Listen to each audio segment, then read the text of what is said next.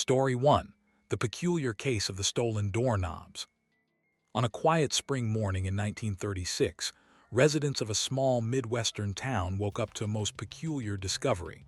Their doors would not open. It was not because of faulty locks, nor because the wood had swollen from rain. The cause was far stranger. Someone had stolen the doorknobs.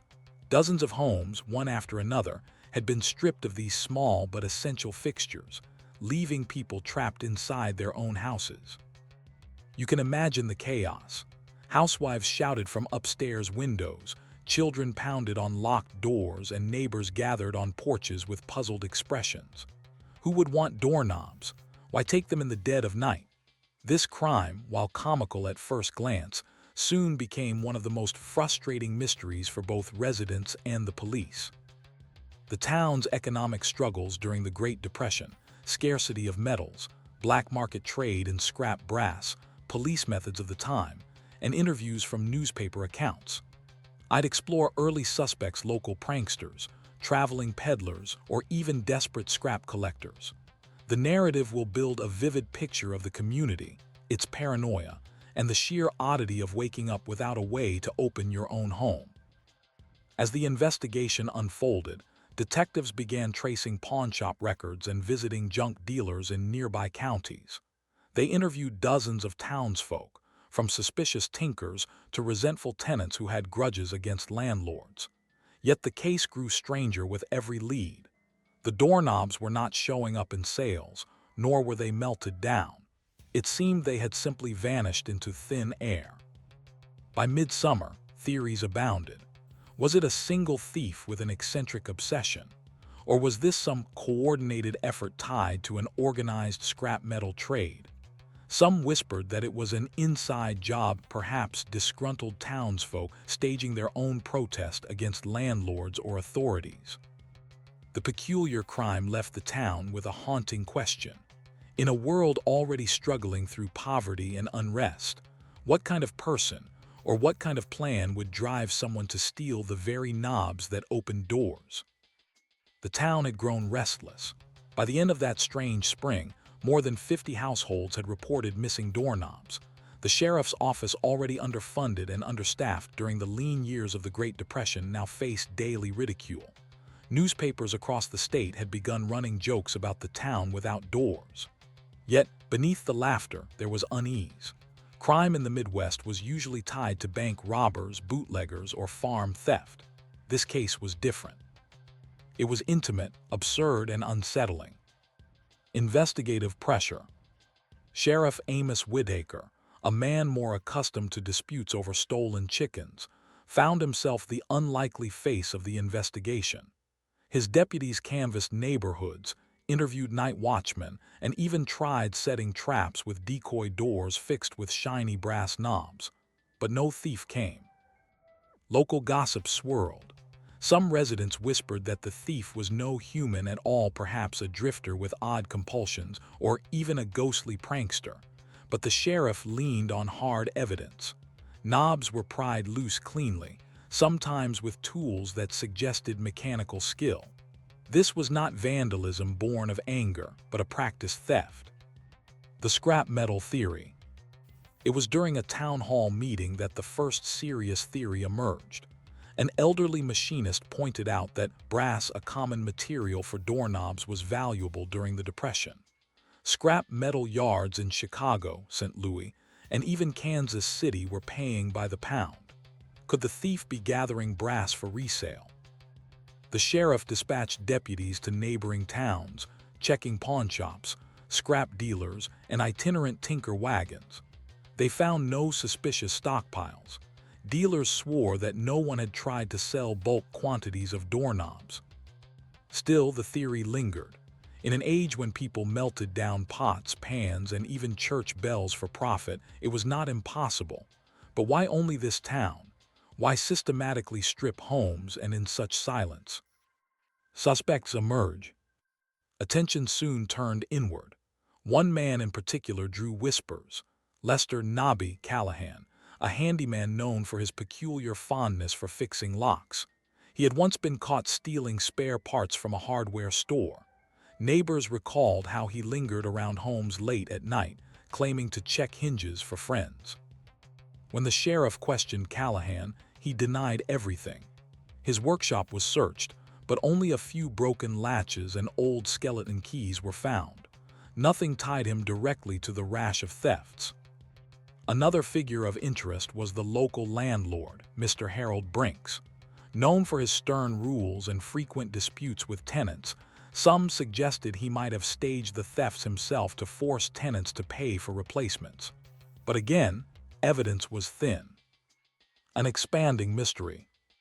As summer dragged on, the thefts continued. Families resorted to makeshift solutions using ropes, wooden latches, or nails hammered into place. A local blacksmith even began crafting crude iron knobs, though many could not afford them. Then came a shocking discovery. In a dry creek bed on the edge of town, a boy stumbled upon a burlap sack. Inside were dozens of brass knobs, tarnished but unmistakable. Yet instead of solving the mystery, the discovery deepened it. Why steal them only to discard them? Some suggested the thief had grown nervous, realizing the net was closing in. Others believed this was just a fraction of the loot, a discarded stash meant to mislead investigators. Tensions in the town. The townsfolk grew increasingly divided. Some accused their neighbors. Others believed the sheriff was incompetent.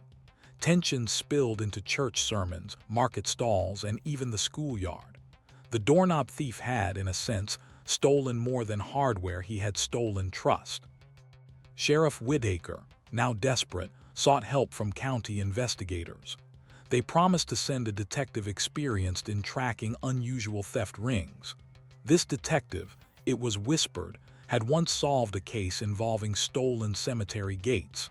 His arrival sparked both hope and fear. What would an outsider discover about the town? As the detective prepared to arrive, one haunting question remained. Was the thief driven by money, malice, or something far stranger? Story 1. The peculiar case of the stolen doorknobs. The detective arrived in late July, stepping off the county train with little fanfare. His name was Clarence Doyle, a man of medium build with sharp eyes and a reputation for uncovering crimes that seemed too absurd to warrant serious investigation. Doyle had solved cases of stolen church pews, pilfered windmill blades, and even a string of mysterious weather-vane disappearances. To him, doorknobs were not so strange, merely another piece of the puzzle of human behavior. The detective's approach. Doyle began with quiet observation. Instead of questioning townsfolk directly, he walked the streets at night, noting which houses had been targeted and how the knobs had been removed. He paid particular attention to tool marks, which others had overlooked. His conclusion was startling. The same kind of wrench had been used across nearly every theft. This narrowed the pool of suspects to those with access to proper equipment. He also noted the pattern of thefts. They were not random. They clustered along routes that led toward the railroad siding at the edge of town. To Doyle, this suggested transportation, that the knobs might be leaving town altogether. A break in the case. The breakthrough came not from a resident but from a rail worker. Doyle learned that on several mornings, a lone figure had been spotted carrying heavy burlap sacks onto freight cars headed toward St. Louis.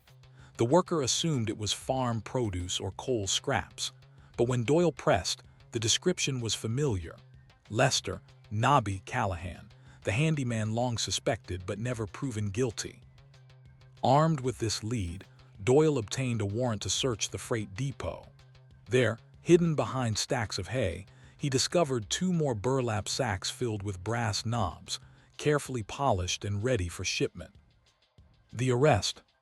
Callahan was arrested in his small workshop, where police found a collection of wrenches, pliers, and lockpicking tools. At first, he denied everything, but under questioning, his story emerged. He had been selling the knobs as scrap through intermediaries in larger cities. The price was modest, but in desperate times, every penny counted. What shocked investigators, however, was Callahan's confession that the thefts had become compulsive.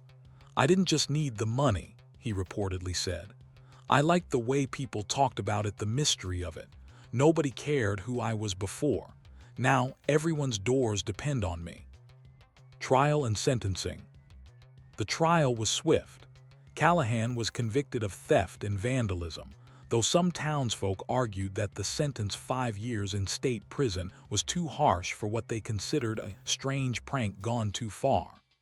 Others insisted it was necessary to restore order and justice. The doorknob theft ceased immediately after his arrest. Yet, even after Callahan's imprisonment, a small undercurrent of doubt lingered. A few thefts had occurred on nights when Callahan was under surveillance. Could he have acted alone, or had he perhaps inspired copycats who were never caught? The aftermath. In the years that followed, the town repaired its homes, many replacing brass with iron or wood. Locksmiths and blacksmiths saw a brief boom in business. Yet the scars remained not just on doors, but in trust. Families became more vigilant, installing sturdier locks and keeping closer watch on their neighbors. For law enforcement, the case became a curious study in how petty theft could escalate into communal anxiety. Doyle himself remarked in a later interview, "It wasn't the value of the knobs. It was the invasion, the small, deliberate act of taking something that opens your world. That kind of crime closes more than doors. It closes faith in safety." Reflection. The peculiar case of the stolen doorknobs is rarely remembered outside of old newspaper archives, but it lingers as a reminder of how even the most ordinary objects can become the center of extraordinary crime. It showed investigators that motivation is not always financial. Sometimes it is psychological, a craving for attention, a compulsion to disrupt. And so, the townsfolk were left to wonder, had Callahan really been the lone architect of their sleepless nights? Or had the peculiar crime tapped into something deeper, an unseen need among the forgotten, the jobless, the overlooked, to leave their mark in a world that had seemingly closed every door to them? It began quietly, with one farmer's complaint to the local post office in early 1947. His rural mailbox, mounted on a wooden post at the end of a long gravel road, had disappeared overnight. At first, postal workers assumed it had been knocked down by a careless driver or perhaps stolen by mischievous children. But within weeks, more and more residents across southeastern Missouri reported the same problem. Their mailboxes had vanished. This was no minor nuisance. In the post-war years, when telephones were scarce and letters were the lifeline connecting families, farms, and businesses, the theft of a mailbox was serious. Without it, people could not receive news, bills, or wages. Rural delivery men, their satchels filled with envelopes, found themselves stopping at empty posts and puzzled homes. By summer, nearly 200 mailboxes had disappeared across 3 counties. The local newspaper dubbed it the mailbox mystery. Why mailboxes? To understand the oddity of the crime, you must picture the landscape of Missouri in the 1940s. Wide stretches of farmland dotted with wooden houses, barns, and long dirt roads. Every home relied on the iconic metal mailbox, arched, hinged, and often with a red flag on the side to signal the arrival of letters.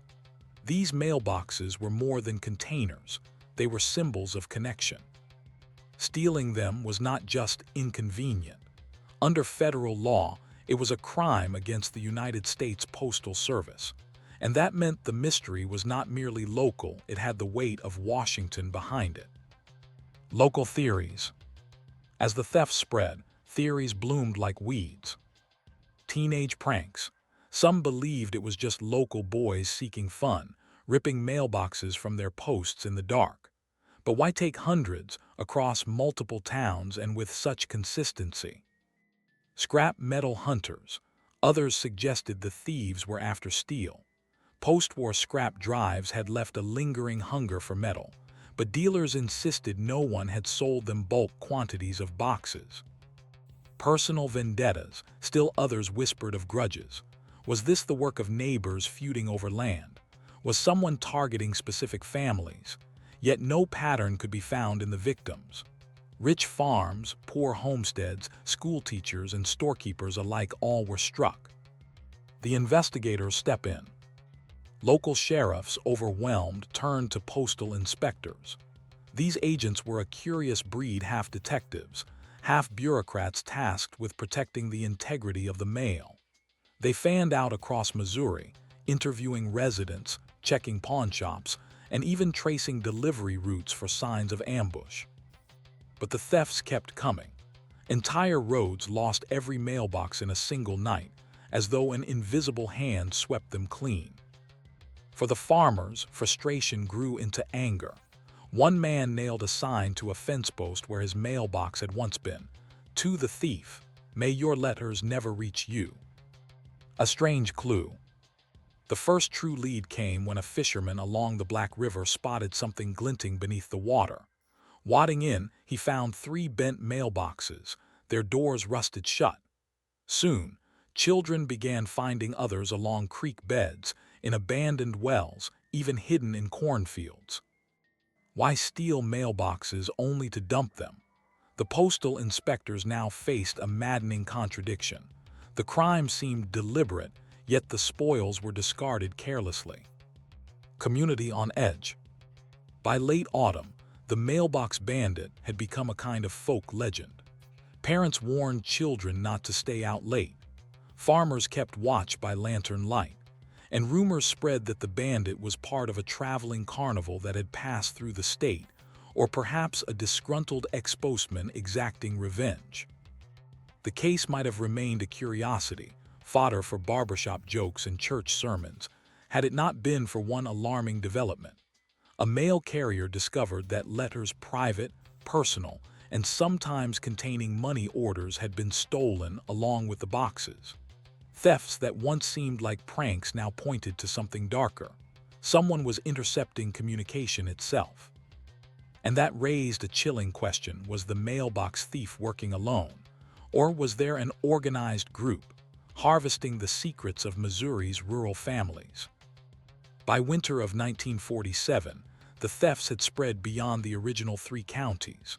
Reports trickled in from Arkansas, Illinois, and even as far north as Iowa. What had begun as a local nuisance now looked like a crime wave rolling across the Midwest. The St. Louis Post-Dispatch ran a headline that captured the strange tone of the case. "Who stole the mailboxes? A crime too small to ignore." Escalating tensions. For residents, the mailbox thefts had grown deeply personal. To lose a mailbox was to lose a voice. Letters to soldiers returning from war went undelivered. Christmas cards vanished. A widow waiting for her pension check found herself with no way to receive it. Thefts once laughed off as pranks were now spoken of with bitterness. Farmers carried shotguns on night watch. Some built makeshift mail slots in their doors. Others resorted to driving miles to the post office each day. The crime, absurd though it seemed, was eroding trust in one of America's most basic institutions: the promise that the mail would always reach you. Federal attention. The U.S. Postal Inspection Service, already involved, now dedicated a special task force to the case. Inspectors coordinated with sheriffs, state police, and even FBI field agents. They treated the thefts not as petty vandalism, but as a violation of federal law. At town meetings, inspectors urged residents to report any suspicious vehicles, especially trucks seen traveling at odd hours. They also warned of buying or selling used mailboxes, a practice that, oddly enough, was legal but now drew suspicion. A strange pattern. It was one inspector, Margaret Hensley, the first woman ever assigned to the regional office, who noticed something peculiar. The thefts clustered along old rail lines, sometimes following them for dozens of miles.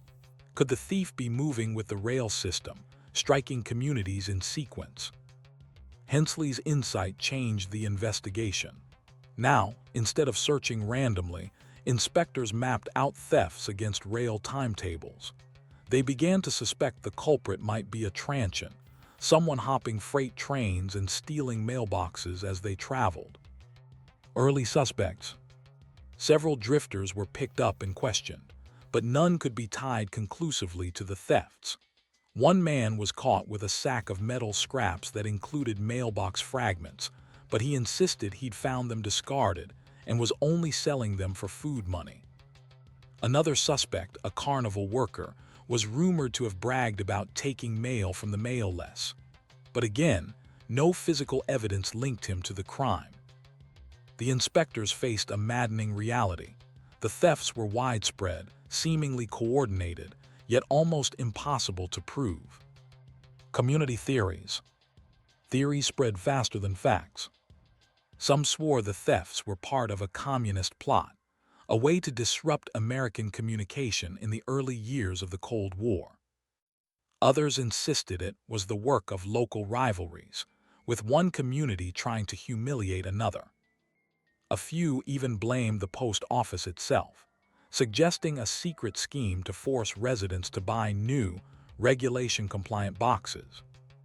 Every theory spoke less to evidence than to the deepening paranoia of communities under siege by a faceless bandit. A breakthrough in Illinois. Then, in January 1948, a breakthrough came in a small Illinois town near the Missouri border. A farmer reported seeing a flatbed truck hauling dozens of mailboxes, some still nailed to their posts.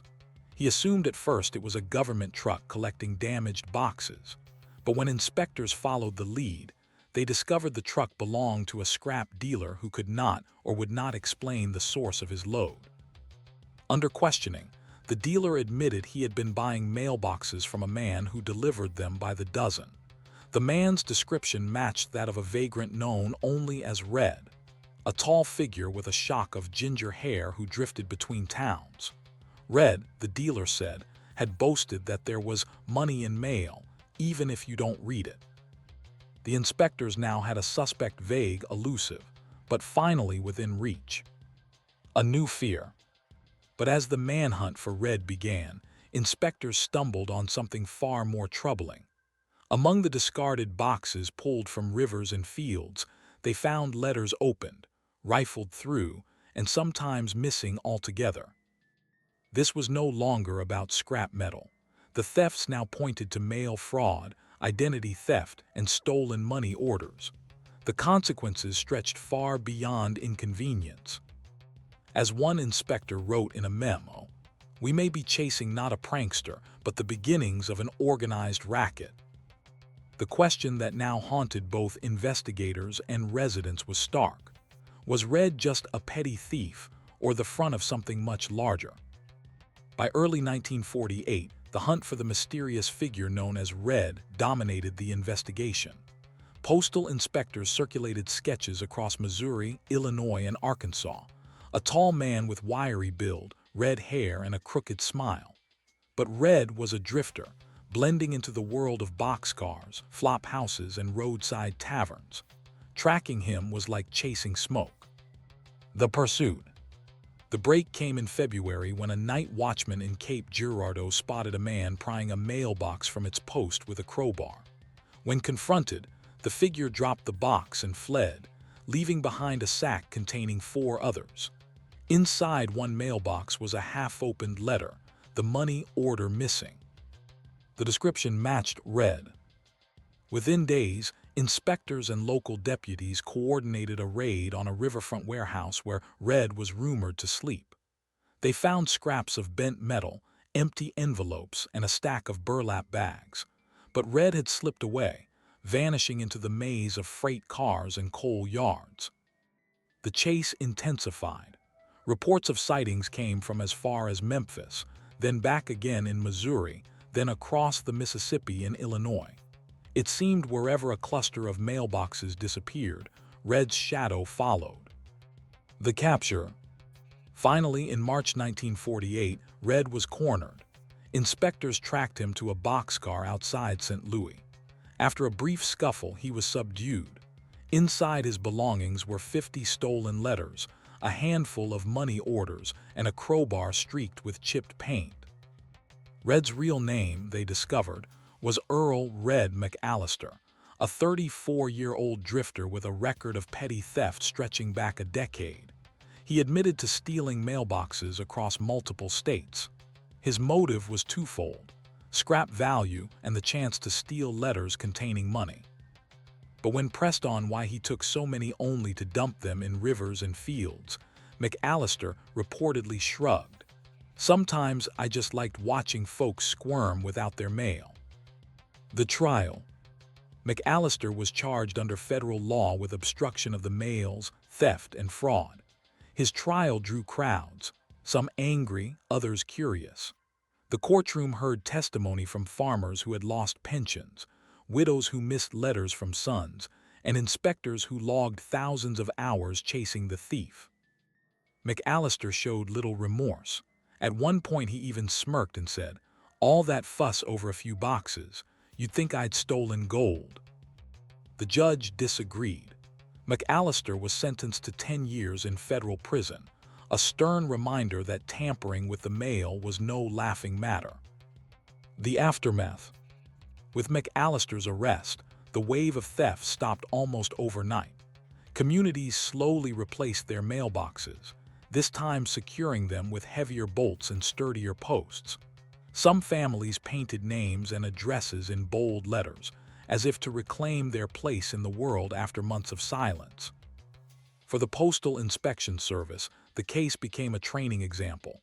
It showed how a seemingly petty theft, one that might be dismissed as a prank, could undermine communication, commerce, and trust. The lesson echoed in memos for years. There is no small crime when it comes to the U.S. mail. Reflection. The disappearing mailboxes of Missouri remains an odd chapter in American crime history. It was not about fortune, power, or even violence, but about disruption. McAllister had no grand scheme, no organized network. He was a drifter with a crowbar, stealing connections between people. And yet his actions revealed something profound: how fragile the threads of community can be when the ordinary tools of communication are stripped away. For weeks, entire towns felt voiceless, cut off, adrift. It raises a haunting question still worth asking. In a world built on trust in the unseen delivery of words and promises, how much power does a single missing box really hold? Story 3. The Ghostwriter Conspiracy Forged Letters of a Mayor. In the summer of 1928, the small New England town of Fairhaven was rocked by a scandal that did not involve stolen goods, missing persons, or violence. Instead, it revolved around something quieter, subtler, and far more insidious: forged words. The town's mayor, Charles Whitmore, had built a reputation as a steady, if unremarkable, civic leader. He was the son of a merchant, a veteran of the First World War, and a man who prided himself on plain-spoken honesty. His letters to constituents, often published in the local paper, were admired for their clarity and warmth. But then, slowly, whispers began. Letters appeared that Whitmore supposedly wrote personal notes to business leaders, secret instructions to council members, even private messages to state officials. The problem was, Whitmore swore he had never written them. The first letter. The first suspicious letter surfaced in July, when a local banker claimed to have received a typed note from the mayor promising preferential treatment on a zoning permit. The mayor denied it outright. Yet the letter bore his signature, reproduced so perfectly that even Whitmore himself hesitated when shown. The banker swore the letter had arrived in a city envelope. The mayor swore it was false. Who was lying? Or worse, who was forging official correspondence to manipulate town politics? A cascade of forgeries. Within weeks, more letters appeared. One allegedly instructed the school board to divert funds. Another promised leniency to a liquor distributor operating on the edge of prohibition laws. Still another hinted at a backroom deal over land near the waterfront. Each letter carried Whitmore's name, tone, and familiar closing phrase: "In service to Fairhaven, C.W." And yet Whitmore stood firm. "I did not write these letters," he declared at a town meeting, his voice trembling more with disbelief than anger. "Someone is speaking in my name." The human toll. The accusations cut deep. For a mayor who had built his career on modest integrity, the forgeries were more damaging than outright theft. Townspeople debated in shops and churches. Was Whitmore corrupt, or was he the victim of a shadowy hand? Even his allies grew uneasy. A councilman admitted, "It is one thing to deny a rumor. It is another to deny your own signature." The strain on Whitmore's family was severe. His wife, Eleanor, stopped attending public functions. His children were teased at school, accused of living off ill-gotten gains. The crime was not just political, it was personal. The investigators step in. The case eventually drew the attention of the Massachusetts Bureau of Criminal Investigation. Forensic document examiners, then still a relatively new profession, were brought in. They compared typefaces, paper stock, and ink. They studied Whitmore's genuine signatures against the forged ones under magnifying glasses. Their findings were unsettling. The signatures were indeed forged, but the typing style suggested familiarity with Whitmore's actual correspondence. Whoever the ghostwriter was, they had studied his letters closely, his phrasing, his formatting, even his habitual mistakes. A town divided. The scandal split Fairhaven in two. Some demanded Whitmore resign, convinced the forgeries were simply a clumsy cover for his real corruption. Others rallied to his defense, arguing he was the victim of a calculated smear campaign. The newspapers seized the story. Headlines blared. Mayor SBAKS in two voices. Letters or lies, FAIRHAVEN in turmoil. A strange lead. Then came a peculiar discovery. A clerk at the town hall noticed that several of the forged letters had been typed on the same model of typewriter, an Underwood No. 5. That was not unusual, since many offices used the model. But the clerk recalled that one particular Underwood in the clerk's office had a distinctive flaw. The R key struck slightly higher than the rest. The forged letters carried the same imperfection. The implication was chilling. The forgeries might not have come from outside enemies, but from within the very walls of Fairhaven's government. Unanswered questions. As winter approached, the scandal deepened. Who had access to the typewriter? Who stood to gain from Whitmore's downfall? Was this the work of a single enemy or a conspiracy within City Hall? And perhaps the most unnerving question of all, if words could be stolen and twisted so convincingly, how could anyone trust the written word again? The discovery of the faulty R key changed everything. Until then, the forged letters had seemed like shadows floating in from the outside, elusive and untouchable. Now, suspicion turned inward. If the letters came from the Underwood typewriter inside Fairhaven's own town hall, then the crime was not just a matter of forgery. It was treachery. Closing in on the machine. Investigators from the Bureau of Criminal Investigation inspected the town hall's clerical office. There sat the Underwood No. 5, its black frame gleaming with years of polished use, its keys worn smooth. When tested, the R key indeed struck slightly high, leaving a telltale tilt. Forensic experts compared fresh samples to the forged letters. The alignment was nearly identical. The typewriter was confirmed as the instrument of the crime. But knowing the machine was only half the battle. Dozens of clerks, assistants, and even council members had access to it. The forger was among them, hiding in plain sight. The suspect list. The investigators began interviewing staff.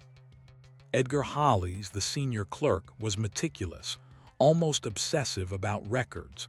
He swore he never typed anything without logging it. Sarah Dane, a young secretary, admitted she occasionally typed after hours but claimed she only handled correspondence for the school board. Thomas Reed, a councilman's aide, had once been reprimanded for leaking documents to the press. He bristled under questioning but denied involvement. Henry Mason, a junior clerk, was quiet, diligent, and often worked late into the night alone when the office was empty. Each had motive, however slight: ambition, resentment, or political loyalty to Whitmore's rivals. A city on edge. As word of the typewriter spread, the town buzzed with speculation. Neighbors whispered about who lingered in City Hall after hours. Rumors painted secret cabals plotting to oust Whitmore. The mayor himself, exhausted and embattled, confided to a reporter, "I no longer know who I can trust in my own office. It is like fighting an enemy who wears your own face." His political opponents seized the opportunity. They demanded his resignation, arguing that whether Whitmore wrote the letters or not, the chaos made him unfit to govern. Forensic breakthrough. The turning point came when investigators examined carbon paper found in a waste bin behind the clerk's office. Several sheets bore faint impressions of words, mirror images of lines that matched fragments of the forged letters. The impressions pointed to a memo supposedly from Whitmore to a liquor distributor. The phrasing was identical. This was not coincidence. The ghostwriter had discarded their drafts carelessly. The waste bin had been emptied only once a week. The timing narrowed the culprit to those working late in the office during the prior days. A pattern of timing. Records showed that Henry Mason, the quiet junior clerk, had stayed late on 3 of the nights that corresponded to the forged letters. When questioned, he said he was catching up on filing. But when pressed about why he was often alone, Mason grew defensive. His handwriting samples, though irrelevant to typewriting, revealed a peculiar detail. He habitually signed notes with a flourish nearly identical to the forged CW signature at the end of the letters. Investigators began to suspect that Mason was more than just a clerk. He may have been the ghostwriter. The trap. But suspicion was not enough. The investigators devised a trap. They prepared a fake directive from Whitmore, crafted by an examiner to appear authentic but containing a deliberate error in phrasing. They left it in plain sight on Mason's desk and waited. Within a week, a new forged letter appeared in circulation, this time repeating the exact same error. It was a slip that Mason could not explain. When confronted, Mason at first denied everything, but under mounting pressure he admitted to typing some of the letters. Still, he claimed he acted under orders. "You don't understand," he told investigators. "I wasn't the author, I was just the hand." A wider conspiracy. Mason's statement cracked the case wide open. Who was the true ghostwriter? Who had guided his hand, feeding him drafts and instructions? The investigators now faced a chilling new possibility.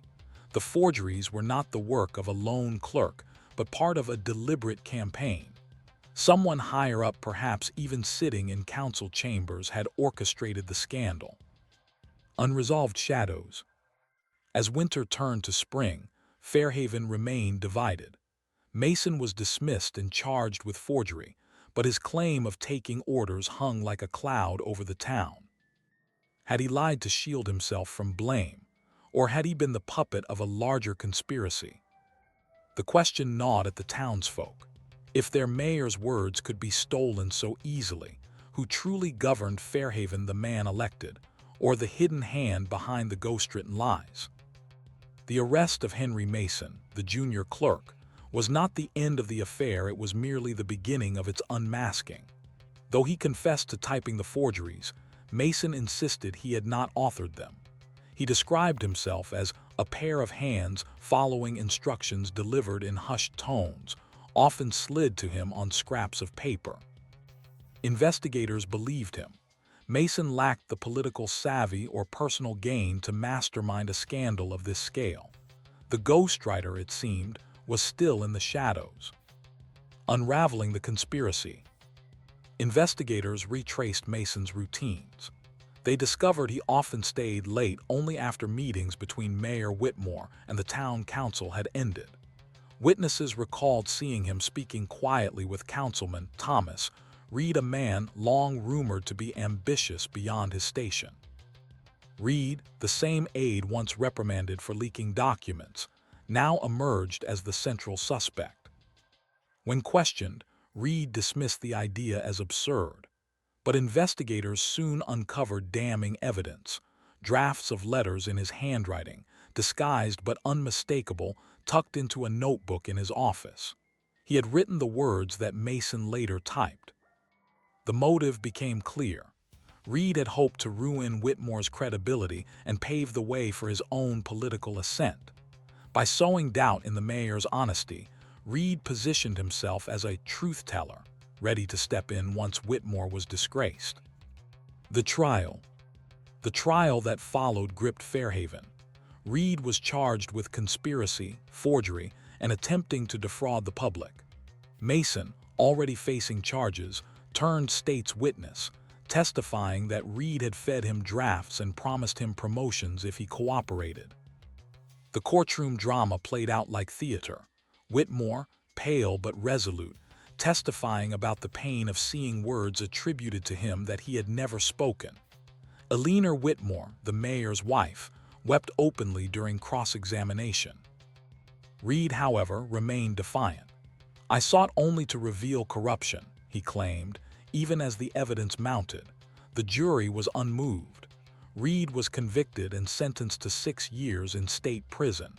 Mason, for his cooperation, received a lighter sentence but carried the stain of betrayal for life. Aftermath for the mayor. Though vindicated, Mayor Whitmore never fully recovered from the scandal. Though the courts cleared his name, doubt lingered among townsfolk who had once been his staunch supporters. His re-election bid faltered, and within 2 years he retired from politics altogether. In interviews years later, Whitmore reflected, "It is one thing to be attacked by lies. It is another to see those lies written in your own hand. That is a theft worse than any burglary. It steals not from your home, but from your name." Lessons learned. For investigators, the case became a turning point in forensic document analysis. It highlighted the need for secure control of typewriters, stationery, and official signatures. Municipalities across New England introduced stricter protocols for correspondence, including unique watermarked paper and controlled access to typing equipment. But beyond procedure, the case left a deeper scar. It forced the people of Fairhaven to confront an unsettling truth: corruption need not come from outsiders or criminals. Sometimes it emerges quietly from within, carried by ambition and cloaked in words that look familiar. Reflection. The ghostwriter conspiracy is remembered not for violence or theft of treasure, but for the theft of trust. It showed how easily a reputation could be unraveled when words, those fragile carriers of truth, were twisted into lies. And it leaves behind a question that still resonates today. In a world where documents can be forged and voices imitated, how do you ever know if the words before you truly belong to the one who signed them? Story 4. The Vanishing Library Manuscripts. In the winter of 1972, the staff of the New Haven Historical Library made a troubling discovery. A rare 18th-century journal, an explorer's handwritten account of early colonial trade, was missing from its shelf. At first, the librarians assumed it had been misplaced, perhaps misfiled after a researcher's use. But when a week's worth of careful searching turned up nothing, unease set in. Then another manuscript disappeared, and another. Within 2 months, 5 rare items were gone: a Revolutionary War officer's diary, a collection of early abolitionist pamphlets, a ledger from one of the first New England shipping companies, and 2 volumes of private correspondence between local political leaders. The thefts were subtle: no broken locks, no shattered glass, just the quiet absence of irreplaceable history. The weight of what was lost. To the outside world, the loss might have seemed small. These were not glittering jewels or piles of cash. They were fragile books, handwritten notes, leather-bound journals gathering dust. But to historians, the missing manuscripts represented lives preserved across centuries. Each page carried voices of the past, voices now silenced by theft. As one librarian later said, "When a manuscript vanishes, it is not just paper that disappears, it is memory itself." The library had always prided itself on being accessible. Scholars, students, and even curious locals could request to see original manuscripts under staff supervision. It was an honor system built on trust. Now that trust was broken.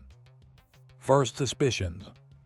Initial suspicion fell on outsiders. The early 1970s had seen a rise in black market trade of rare books. Dealers in New York and Boston were known to pay handsomely for manuscripts that could be quietly resold to private collectors. But investigators found no forced entry. Whoever had taken the manuscripts seemed to know the library well, its routines, its weak points, and the cataloging system. That narrowed the suspect list to insiders, staff, trusted researchers, or longtime patrons. The librarian's vigil. In response, the staff created a quiet system of surveillance. 2 librarians began nodding who accessed rare materials, and when sign-out logs were scrutinized, shelves were checked daily, the reading room was watched with sharper eyes. Yet the thief was patient. Weeks passed without incident, lulling staff into believing the crime spree had ended. Then, in April, another disappearance occurred, this time a manuscript so delicate it had not been requested for years. Whoever was behind the theft wasn't simply taking what was popular, they were selecting with intention. The investigators arrived. By summer, the library called in the state police and the FBI's Art Theft Division, a relatively new unit at the time. Agents dusted reading room tables for fingerprints, photographed shelves, and even inspected staff lockers. They quietly interviewed scholars who had recently visited. But the investigation hit a wall. No prints, no witnesses, no evidence of forced entry. The manuscripts had simply vanished into thin air. A suspicious scholar. Then whispers spread about a visiting researcher, Dr. Leonard Carver, a historian from out of state who had spent weeks in the reading room during the months when the first thefts occurred.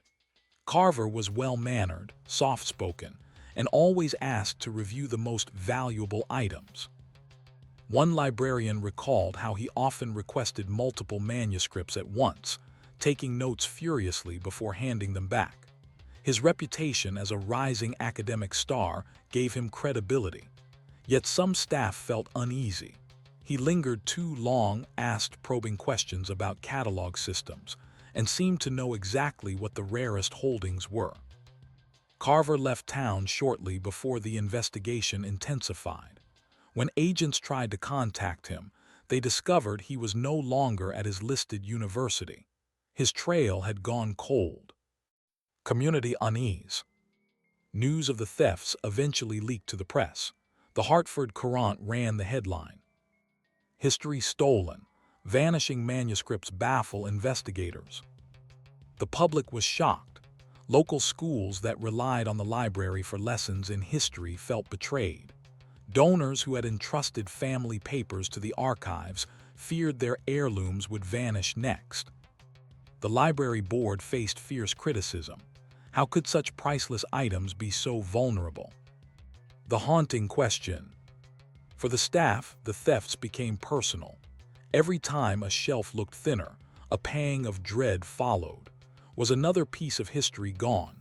How many voices of the past were being silenced by the greed of one unseen hand? The haunting question remained. Was the thief truly gone, or were they still among the quiet readers in the hushed rooms of the library, waiting for the next chance to make memory disappear? The library's shelves remained wounded, their gaps glaring reminders of what was lost. But outside New Haven, whispers began to surface in a very different setting.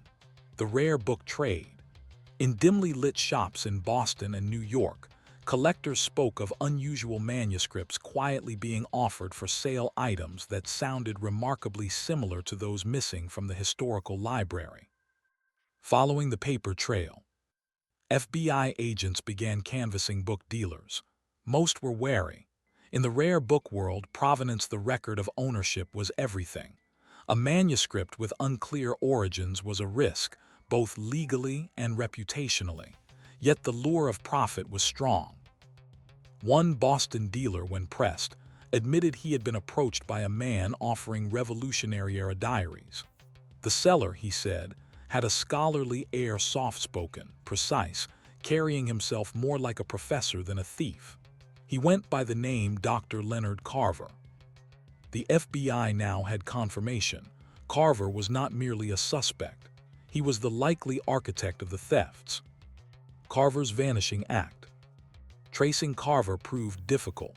He had resigned from his university post months earlier, citing personal research projects. He rented apartments under false names, paid in cash, and moved frequently. Every time agents followed a lead, Carver had already slipped away, leaving behind only the faint trail of manuscripts changing hands. Yet Carver was not greedy. He did not flood the market. Instead, he released the items carefully, one at a time, through intermediaries, ensuring that nothing directly tied him to the thefts. It was a long game of patience. An inside job confirmed. Back at the library, investigators uncovered evidence that deepened the betrayal. A security guard confessed that he had occasionally allowed Carver after-hours access, believing him to be an esteemed scholar conducting urgent research. The guard admitted Carver had tipped him with small cash gifts for the favor. This confirmed what many feared. Carver had not stolen in haste. He had exploited trust, slipping manuscripts into his satchel under the nose of those who believed in him. The market tightens. The rare book world, once Carver's playground, began turning hostile. Dealers grew nervous as federal investigators spread word of the missing manuscripts. Collectors who had quietly purchased items began to worry about exposure. One collector in Philadelphia, fearing seizure, anonymously returned a package to the library. Inside was the Revolutionary War officer's diary, dog-eared but intact. The accompanying note read, "I bought this in good faith. Do not seek me." It was the first piece recovered, a flicker of hope in an otherwise grim case. A shadow network. But recovery was rare. Most of the manuscripts seemed to vanish into private collections overseas, beyond the easy reach of American authorities. Leads pointed to London, Paris, even Zurich. Carver, it appeared, had tapped into a shadow network of international buyers willing to pay dearly for history, no questions asked. The FBI now framed the case not as petty theft but as cultural plunder. In internal memos, agents warned that if Carver was not caught, the theft of manuscripts could escalate nationwide, feeding a black market hungry for American history. The net tightens. By early 1973, investigators finally caught a break. A rare bookseller in Manhattan tipped them off after being offered a set of abolitionist pamphlets, one of the very items missing from New Haven. The seller described the man as tall, bespectacled, and careful with his words. He insisted on cash, carried no identification, and left quickly after the meeting. Agents set a trap. They arranged for the dealer to feign interest and schedule a second meeting. This time, federal officers would be waiting. But Carver, ever cautious, did not appear. Instead, he sent an intermediary, a nervous graduate student who claimed he was just helping a friend.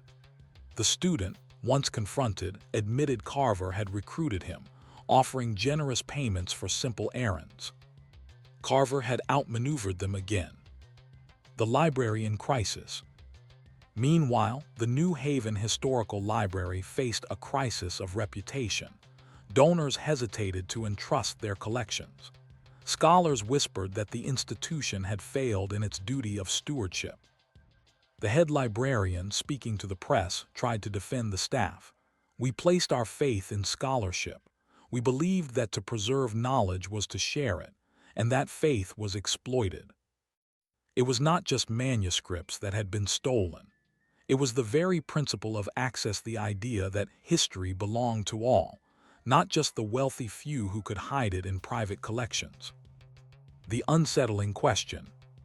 Even as the FBI tightened its net, one question lingered over the investigation. Was Carver acting alone? Or was he simply the visible face of a larger network of academics, dealers, and collectors willing to steal from the nation's memory for profit? The answer investigators feared might never be clear. By the spring of 1973, the pursuit of Dr. Leonard Carver had become more than an investigation. It was a chase through the murky underworld of rare books and academic obsession. Every lead drew agents closer, yet Carver seemed to always be one step ahead, as if he were writing his own narrative of disappearance. The trap in Manhattan. After months of false starts, the FBI received word that Carver had arranged a meeting in Manhattan with a wealthy European collector. The item on offer: the shipping company ledger stolen from New Haven, a volume containing details of early American trade routes. This time, agents moved carefully. They set up surveillance at the hotel where the exchange was to take place. Hours ticked by. At last, a tall, bespectacled man appeared, carrying a leather satchel. His gait was calm, deliberate, scholarly. Agents waited until he opened the satchel for the collector. Inside was the ledger, unmistakable in its brittle leather binding. They moved in swiftly. Carver did not resist. Instead, he looked almost resigned, murmuring to one agent, "You don't understand. I was rescuing history from dust." The arrest and trial. Carver's arrest made headlines across the Northeast. "Historian turned thief," read the Boston Globe.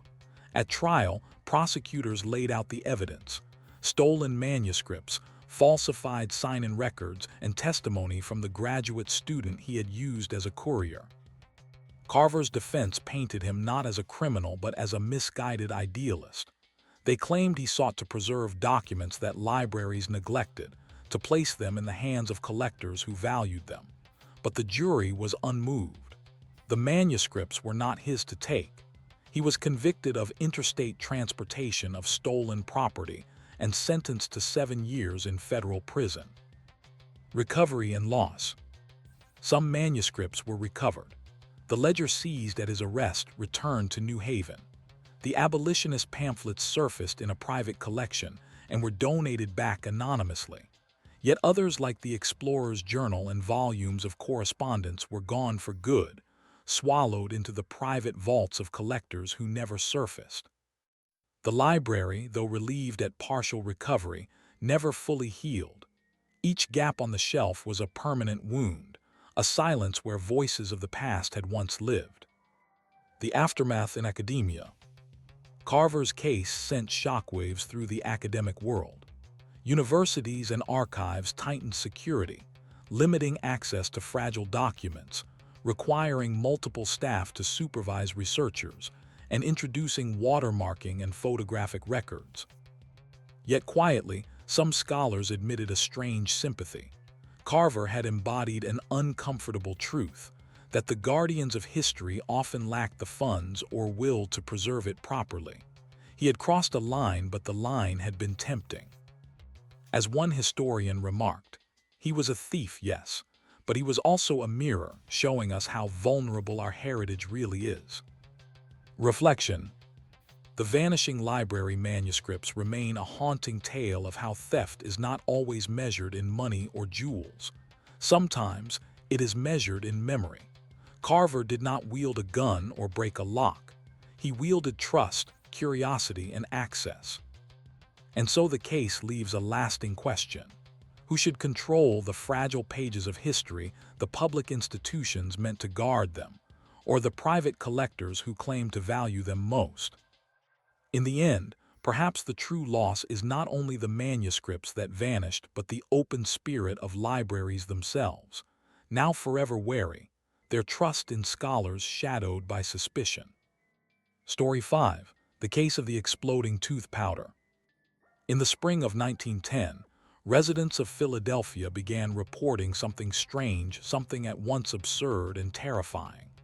Several families claimed that their tooth powder, the everyday hygiene staple kept in little tins beside the wash basin, had begun to explode. The first case occurred in a modest boarding house. A woman had dipped her brush into the tin, only to have the powder fizzle, spark, and erupt in a small burst of flame. Startled but unhurt, she dismissed it as a fluke. But when her neighbor experienced the same thing 2 days later, word began to spread. Soon, newspapers carried lurid headlines. Tooth powder turns to fire. Household panic over exploding smiles. The stories were comical on the surface, yet the underlying fear was real. What if a child inhaled the powder? What if the tins burst into flames on the shelf? The rise of tooth powder. To understand the alarm, you need to picture the era. At the turn of the 20th century, toothpaste as we know it was not yet universal. Instead, most families used tooth powder's mixtures of chalk, baking soda, and flavorings like peppermint or clove. They were sold in small metal tins or glass jars, often marketed with bold claims about whitening and freshness. Every household had them. To tamper with tooth powder was to tamper with something intimate, something trusted. First, theories. At first, people blamed poor manufacturing. Perhaps some unscrupulous company had mixed ingredients improperly, leading to chemical reactions. But when investigators examined the tins, they found something more sinister: traces of phosphorus, the same volatile substance used in matches and fireworks. Tooth powder did not, under any circumstance, contain phosphorus. Someone had deliberately laced the tins. A city on edge. Fear spread quickly. Pharmacies were mobbed with customers demanding refunds. Some households threw their powders into the street, refusing to risk another spark. Parents lectured children not to touch their toothbrushes until the mystery was solved. In barbershops, markets, and church pews, speculation ran rampant. Was this sabotage by a rival company, a prankster gone mad, or something darker, a targeted campaign to poison the city's hygiene? The investigators step in. The Philadelphia police began collecting tins from affected households. Chemists confirmed the presence of phosphorus, but the amounts varied. Some tins contained only trace particles. Others were heavily contaminated, dangerous enough to ignite on contact with moisture. Attention turned to the factories.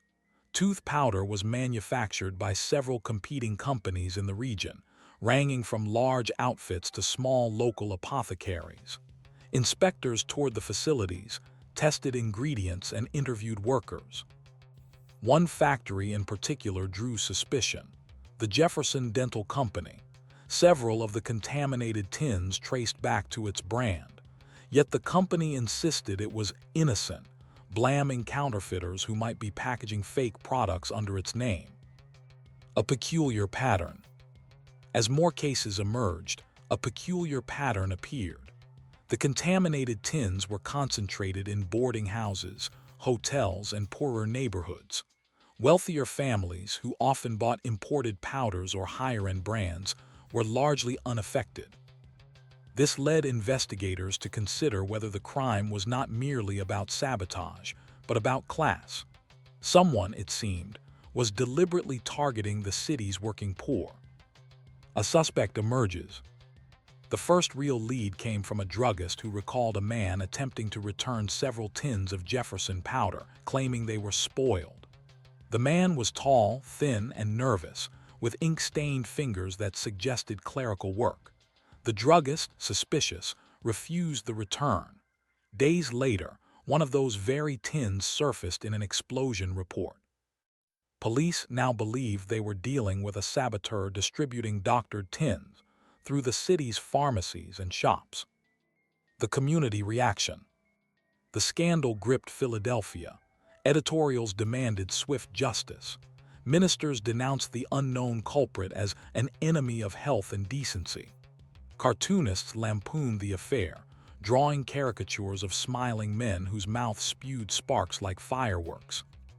But beneath the laughter was dread. If something as ordinary as tooth powder could be turned into a weapon, what else could be poisoned or sabotaged? Milk, bread, soap.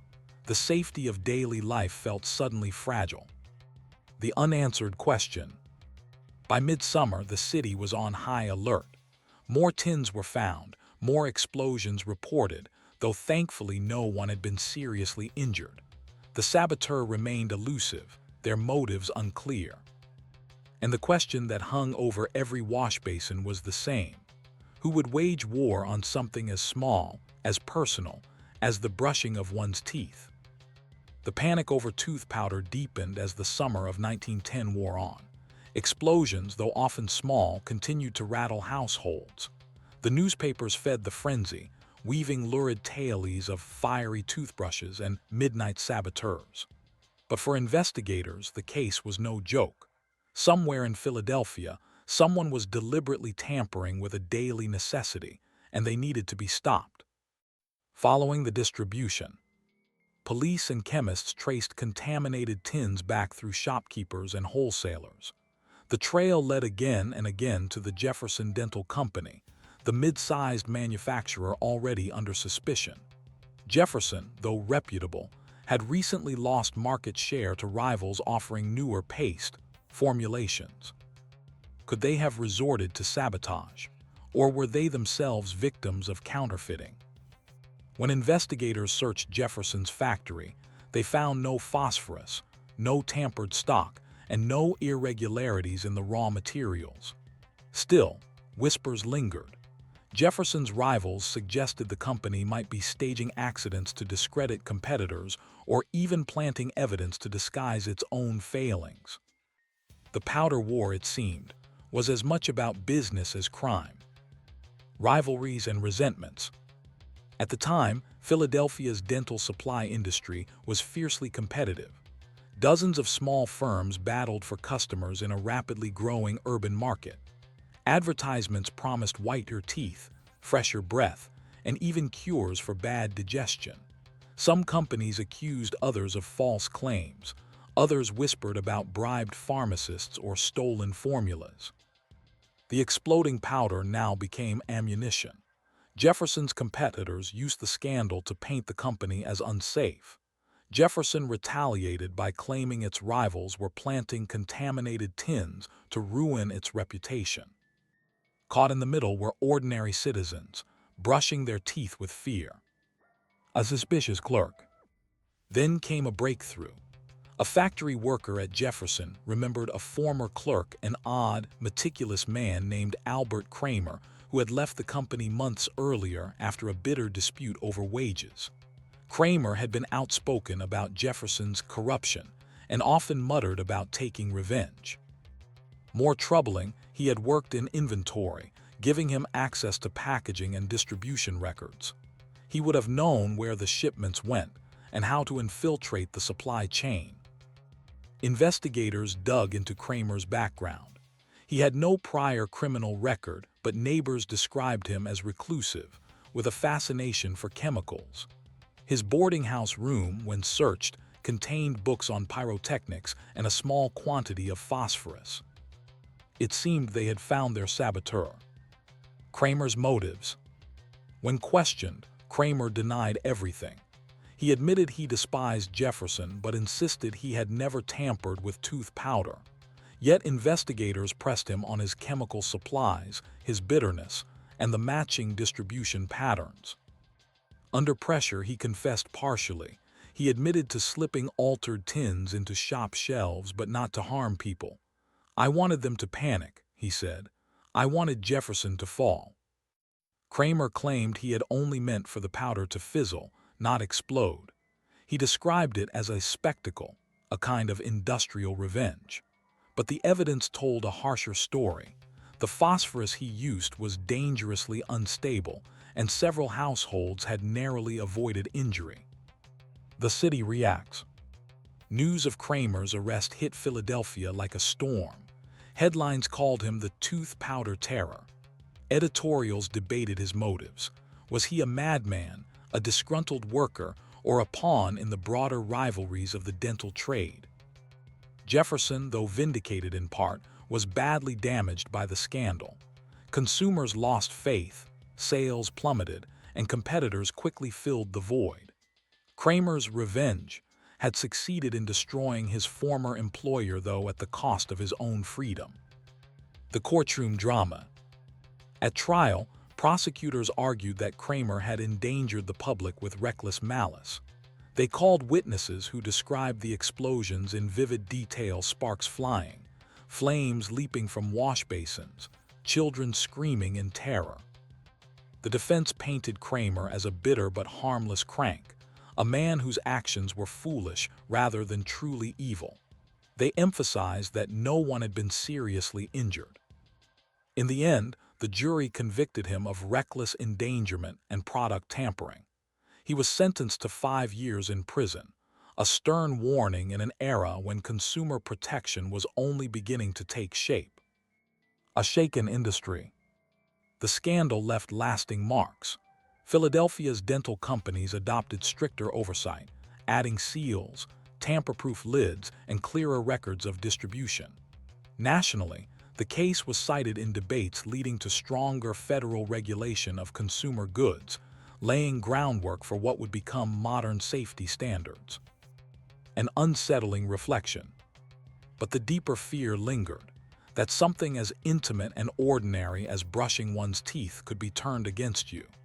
In a world already anxious about industrial progress, the case reminded people that the products they trusted most could conceal hidden dangers. And it left one haunting thought. If a single disgruntled clerk could bring a city to panic with a handful of tins, what other corners of daily life might be just as fragile? The conviction of Albert Kramer did not end the unease. Though the man himself sat behind bars, the ripple effects of his sabotage spread far beyond Philadelphia. It was not just a tale of exploding tins, it became a cautionary parable about the vulnerability of consumer goods in a modernizing world. The community aftershock. For months after the trial, many households refused to use tooth powder at all. Families improvised with salt or baking soda, distrusting any product sold in a sealed container.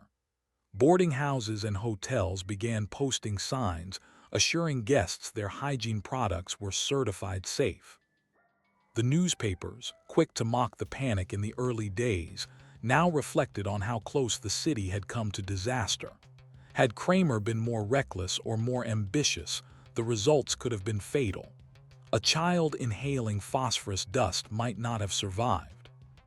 In sermons and lectures, ministers and reformers seized on the story. They warned that unchecked greed and resentment in industry could poison society just as surely as chemicals poisoned the tins. Jefferson's collapse. For the Jefferson Dental Company, vindication came too late. Though proven innocent of the sabotage, its name was forever linked to the scandal. Pharmacies quietly stopped stocking its products. Customers shunned its brand, whispering that the Jefferson tins were the ones that burned. Within 3 years, Jefferson had closed its doors, absorbed by a larger competitor. Ironically, Kramer's revenge had achieved what he claimed to desire: the destruction of the company that had once dismissed him. Shaping consumer protection. But the case also carried broader consequences. Reformers in Washington, already pressing for stronger food and drug laws, cited the incident as proof of the need for federal oversight. If tampered goods could slip into the marketplace so easily, what protection did ordinary people truly have? In hearings, consumer advocates waved newspaper clippings of the tooth powder terror and demanded legislation to regulate labeling, sealing, and testing of household goods. While reform was slow, the case fed directly into the momentum that would eventually expand the powers of the Food and Drug Administration. Kramer's fate. Albert Kramer served 4 years before being paroled. Upon release, he vanished from public view, reportedly relocating to another city under a new trade. Some said he never spoke of Jefferson again. Others claimed he spent his remaining years writing bitter letters to newspapers about corrupt industries. But to the people of Philadelphia, Kramer's name became shorthand for petty sabotage. Long after, barbershops joked about watching your powder whenever a customer complained of bad products. His act of revenge lived on as both a warning and a punchline. Reflection. The case of the exploding tooth powder may seem quaint today, a relic of a simpler time when tooth powder was as common as soap. Yet beneath its oddity lies a chilling truth. Even the smallest product, handled with malice, can spread fear through an entire city. Kramer did not seek riches. He did not even seek violence. He sought disruption, proof that he could strike at the heart of daily life. And in doing so, he revealed the fragility of trust between consumers and the industries that served them. In the end, the real explosion was not in the wash basins of Philadelphia, but in the public's faith. And the question left smoldering was this: how do you rebuild trust in what you put in your mouth, your home, your life, once it has been shown to be so easily corrupted? Story 6. The Whispering Landlady and Her Secret Ledger. In the early 1950s, in the industrial city of Cleveland, Ohio, boarding houses lined entire streets. Brick-fronted homes converted into rooms for single men and women working in the factories, mills, and rail yards. These houses were practical, affordable, and often anonymous. Tenants came and went with little notice, leaving behind few traces of their lives. At one such house, 243 Ashland Avenue, the landlady, Mrs. Margaret Henshaw, was known for her quiet voice and watchful eyes. Neighbors called her the Whispering Landlady because she never raised her tone above a hush, even when collecting rent or reprimanding lodgers. For years, nothing seemed unusual about Mrs. Henshaw's boarding house. She kept her garden tidy, her curtains drawn, and her tenants fed with simple meals. But when a tenant disappeared without paying his rent, and then another, and then a third, suspicions began to stir. The vanishing tenants. At first, the disappearances were chalked up to transients. Boarders often left abruptly, moving to other cities in search of better work. But what unsettled neighbors was the pattern. Men who had mentioned saving wages for weeks at a time, suddenly gone. Their belongings, sometimes, remained behind in their rooms, shirts folded in drawers, a half-packed suitcase under a bed. Mrs. Henshaw offered vague explanations in her whispery voice. He said he was leaving. He left in the night. He owed me money, but he's gone. But families of the missing grew alarmed. Letters went unanswered. Employers confirmed the men had not transferred to other jobs. Inquiries reached the police, who knocked on Mrs. Henshaw's door. She welcomed them politely, gesturing to the neat parlor, the ticking clock, the quiet hallways. "Boarders come and go," she whispered. "I cannot hold them here." The police found no evidence of foul play. The matter might have ended there were it not for a chance discovery. The ledger. In the autumn of 1954, a young tenant named David Brooks rented a room at 243 Ashland. Brooks, unlike many boarders, was meticulous. He kept notes on everything: his meals, his hours at the steel mill, his weekly wages. And when he began to notice peculiarities in the house, he recorded them. He wrote about Mrs. Henshaw's habit of lingering outside doors at night, whispering softly as though speaking to herself. He noted the faint chemical smell in the cellar and how she always carried a small black notebook. When Brooks confronted her about an overcharge in rent, Mrs. Henshaw grew flustered. In that moment, she dropped her notebook. Brooks retrieved it before she could snatch it back. Inside was a ledger, written in her neat, tiny script. Each tenant's name was listed, alongside the rent owed. But there were also strange marks, red X's beside certain names, notes like "gone in the night" or "owed much, not coming back." Most chilling of all, some of the names marked with red X's were men later reported missing. Escalating suspicion. Brooks brought the ledger to the attention of police. At first, they dismissed it as nothing more than bookkeeping. But when families of the missing were shown the entries, they confirmed the names and dates. The ledger revealed a disturbing pattern. Men who vanished were often those who had mentioned savings, pensions, or insurance payouts. Men who lived paycheck to paycheck were rarely listed with red X's. The whispering landlady, it seemed, might have been selecting her victims. The investigation begins. The police reopened the missing persons cases. Detectives visited 243 Ashland more frequently, noting the faint odor in the cellar that Brooks had described. They searched the grounds but found nothing at first. Mrs. Henshaw remained calm, whispering to them about foolish rumors and men who run away. But the ledger would not be ignored. Detectives now considered it more than bookkeeping; it was potentially a record of victims. The neighbors, too, grew suspicious. Some recalled seeing men arrive with suitcases and never leave. Others whispered that Mrs. Henshaw took too keen an interest in her tenants' finances, asking casual but pointed questions about savings and family back home. A whispering presence. Tenants reported eerie encounters, waking in the night to find Mrs. Henshaw standing silently in the hallway, her lips moving as though in prayer, overhearing her whisper to herself in the kitchen about debts and promises. One boarder later said, "It was like she lived not off rent but off the leaving. Every man she marked in that book, he never stayed long after." The whispers of the landlady had grown into whispers of suspicion. The haunting question. By the winter of 1954, the police faced a troubling dilemma.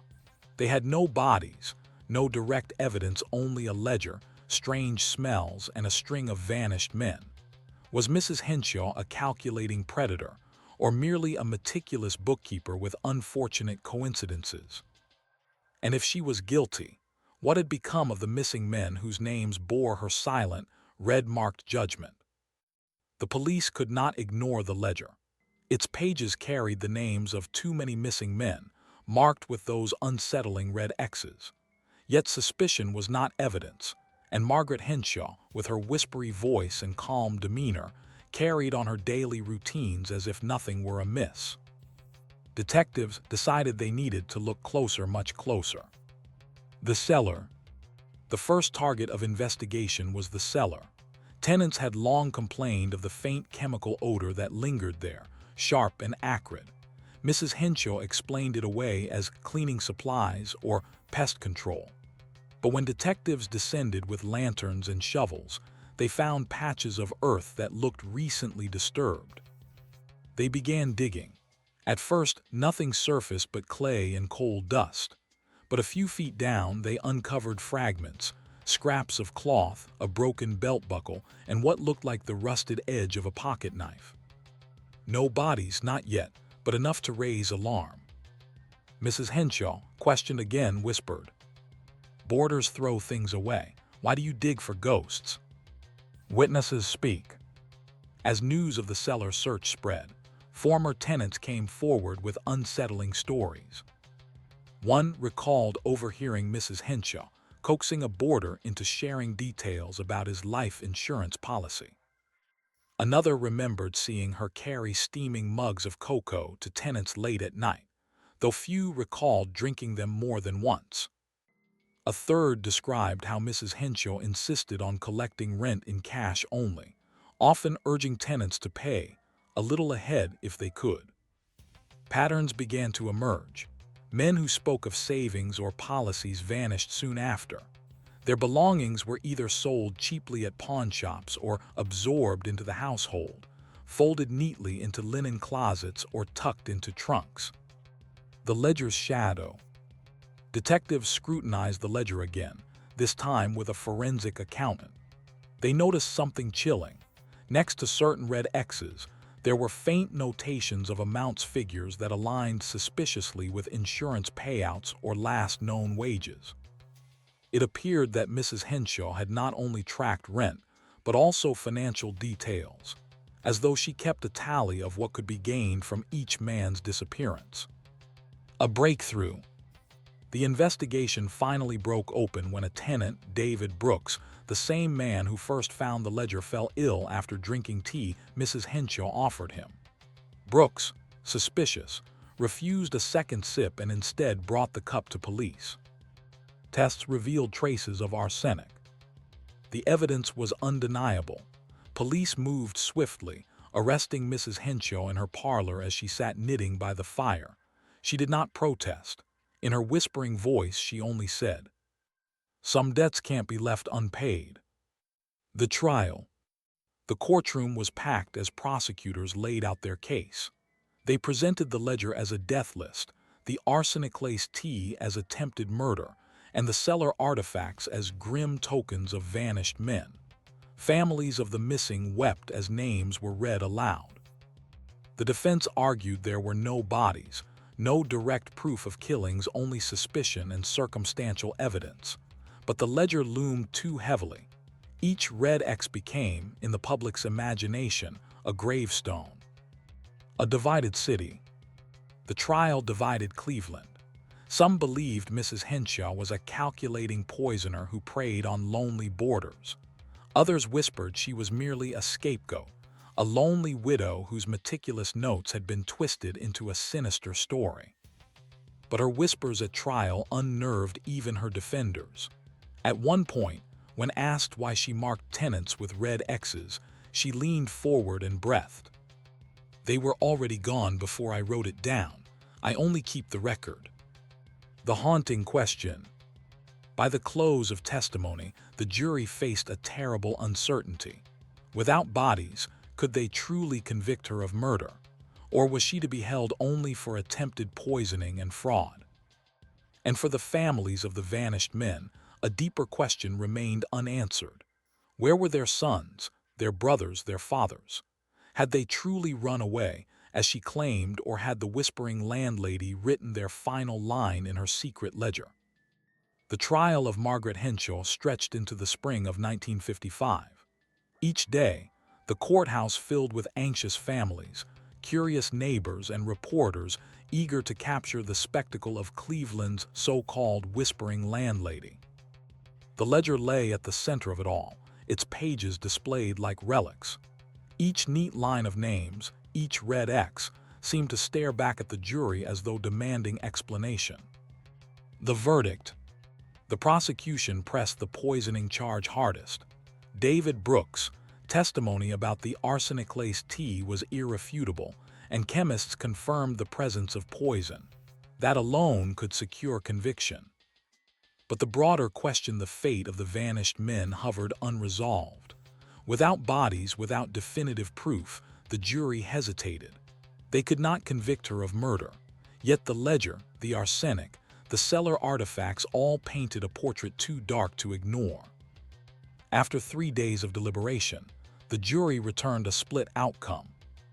Guilty of attempted murder in the poisoning of Brooks.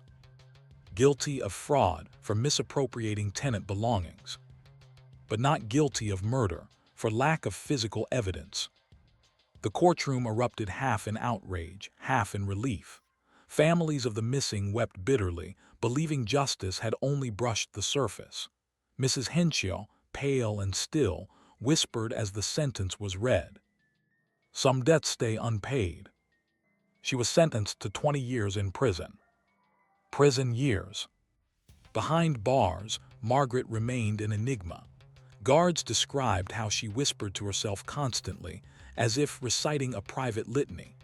Fellow inmates avoided her, unnerved by her habit of recording names in small notebooks, just as she had done before.